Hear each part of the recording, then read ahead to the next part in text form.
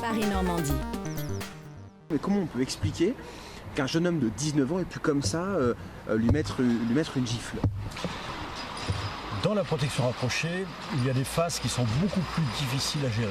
Ces phases sont les descentes de véhicules, les remontées de véhicules et bien sûr tout ce qui touche à la rue. Et là, en l'occurrence, ce jeune homme qui faisait partie de la foule n'avait pas d'apparence de problème particulier qui laissait penser qu'il allait donner une gifle. C'est au moment de l'approche de la personnalité et du contact qui lui-même s'est senti capable de pouvoir toucher, voire blesser le Premier ministre. Mais c'est très difficile de gérer dans une foule, il faudrait énormément de monde.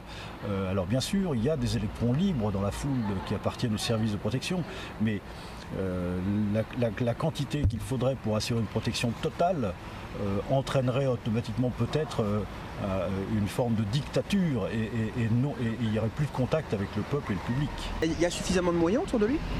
Oui, alors il y a des moyens. Le problème, c'est qu'encore une fois, on a affaire de plus en plus à des gens qui ont traversé des périodes difficiles peut-être, qui ont des rancœurs et qui veulent se manifester publiquement. Les caméras, vous en êtes le témoin, servent bien entendu à marquer le coup et ça a marché apparemment.